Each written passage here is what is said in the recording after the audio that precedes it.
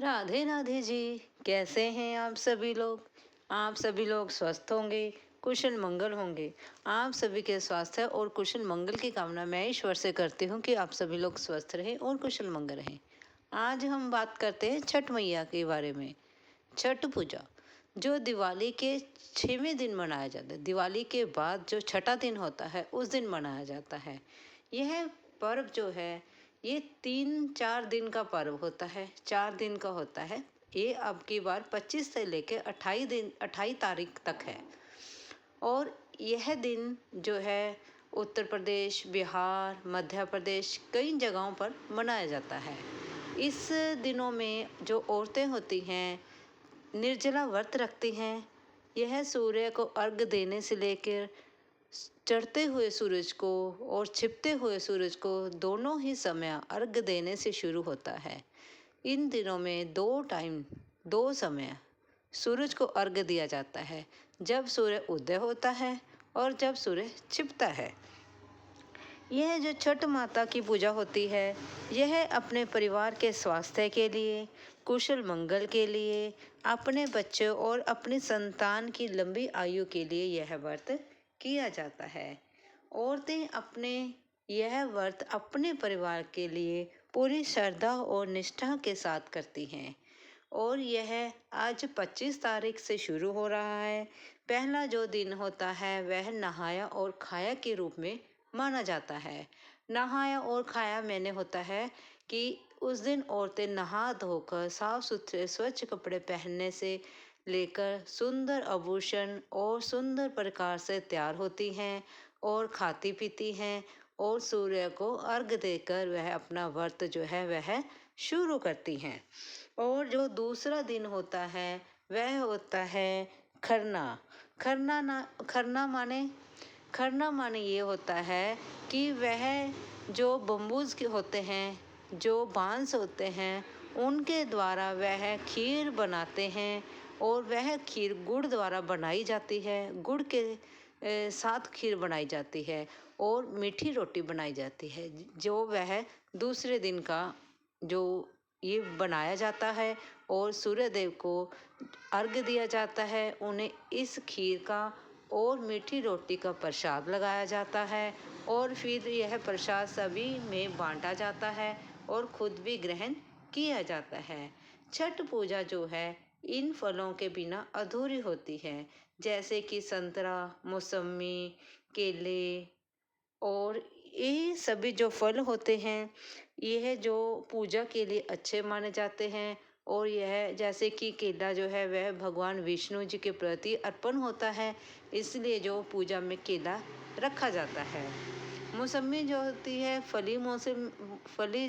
फल होता है, मौसमी फल होता है, जिसके कारण मौसमी जो है व्रत में शामिल कर लिया जाता है। संतरा और भी कई प्रकार के फल जो हैं वह रखे जाते हैं, जिसके बिना यह व्रत अधूरा माना जाता है। इस व्रत की चलो मैं अब आपको बताती हूँ। तीसरा दिन जो होता है वह संध्या को अर्घ देने से होता है। सारा दिन जो महिलाएं हैं वह निर्जला व्रत रखती हैं। सज धज कर सुंदर सुंदर आभूषण और साफ सुथरे नए कपड़े पहनकर वह सुंदर नई नवेली दुल्हन की तरह तैयार होती हैं और संध्या को वह अर्घ देती हैं और वह पानी में खड़कर अर्घ देती हैं। और चौथा जो दिन होता है वह सूर्य को सुबह के टाइम अर्घ देने से होता है। वह पानी में खड़े होकर मतलब कि नदी में खड़े होकर अर्घ देती हैं और अर्घ देने से यह व्रत जो है संपन्न होता है। यह परायण करती हैं और इसे परायण ही कहा जाता है। इस व्रत की चलो मैं आपको एक छोटी सी कथा सुनाती हूँ। माना जाता है कि बहुत ही पुराने समय में एक जो राजा होते थे, जो प्रियवंत नाम के राजा थे और उनके यहाँ पर कोई संतान नहीं थी, यानी कि उनके कोई यहाँ बच्चा नहीं था। फिर वह राजा और रानी जो हैं बहुत ही परेशान रहते हैं, क्योंकि जब तक घर में बच्चे नहीं होते हम सभी ही जानते हैं घर में रौनक ही नहीं होती। तो बड़ों का दिल कैसे लगेगा।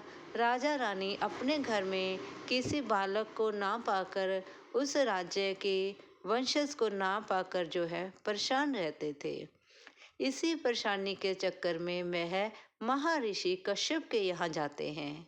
और जब महर्षि कश्यप के यहाँ जाते हैं तो महर्षि कश्यप जो है उनके लिए यज्ञ करते हैं और उस यज्ञ में खीर का प्रसाद लगाया जाता है। उसी खीर में से कुछ जो भाग है वह रानी को खाने को दिया जाता है। जब रानी वह खीर ग्रहण करती है तो महर्षि कश्यप की कृपा से महारानी जो है वह गर्भवती हो जाती है और उनके यहाँ कुछ समय के बाद एक बालक का जन्म होता है। लेकिन भाग्यवंश वह बालक जो है मृत पैदा होता है। जब वह बालक मरा हुआ पैदा होता है तो राजा और रानी बहुत दुखी होते हैं। वह राजा जो होता है उस मृत बालक को लेकर शिव ग्रह जाता है और वहां जाकर प्रण करता है कि इस बच्चे के साथ साथ मैं अपने भी प्राण दे दूंगा। जैसे ही राजा ऐसा प्रण करता है और अपने प्राण देने लगता है तो वहां पर मानसी देवी जो है वह प्रकट होती है और कहती है वह जो वह सृष्टि की पुत्री होती है और वह छठी पुत्री होने के कारण छठ उन्हीं के कारण ही छठ की पूजा शुरू की जाती है। और फिर वह देवी कहती है राजन तुम अपने प्राण नहीं दे सकते हो। तो राजा कहते हैं कि आप कौन हैं, कृपया मुझे बताएं। वह कहती हैं कि मैं सृष्टि की पुत्री हूँ। छठा मतलब कि 6वां अंश होने के कारण मुझे छठी माता के नाम से जाना जाता है।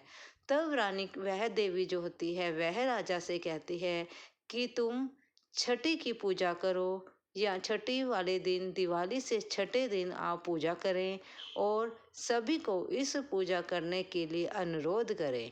तब आप जब यह छठी की पूजा करेंगे तब आपके यहाँ बालक पैदा हो जाएगा जो कि आपके राज्य का वंशज होगा और आपके राज्य को आगे ले जाएगा। इतना सुनकर राजा जो है वह छठी माता के नाम से छठी की पूजा करते हैं और इसी के कारण यह छठी पूजा मनाई जाती है। जो माता सृष्टि की छठी संतान होने से इसका नाम छठी पूजा पड़ा। और इसकी पूजा करने से सारे दुख दरिद्रता और नाना प्रकार के रोगों से मुक्ति मिलती है, संतान की प्राप्ति होती है, सुख समृद्धि आती है, धन्य धान्य से माता रानी हमें परिपूर्ण करती है। तो औरतें अपनी निष्ठा भावना के साथ यह व्रत करती हैं। यह व्रत जो है 4 दिन चलता है और इस बार यह 25 से लेकर 28 तारीख तक है। मैंने यह जो कथा है पूरी निष्ठा भावना के साथ सुनाई है। अगर मुझसे इस कथा में कुछ भूल चूक हो गई हो तो माता रानी मुझे क्षमा करना। अगर आपको यह मेरी छोटी सी कथा और यह वीडियो अच्छी लगी हो प्लीज़ लाइक और सब्सक्राइब जरूर करें। धन्यवाद जी।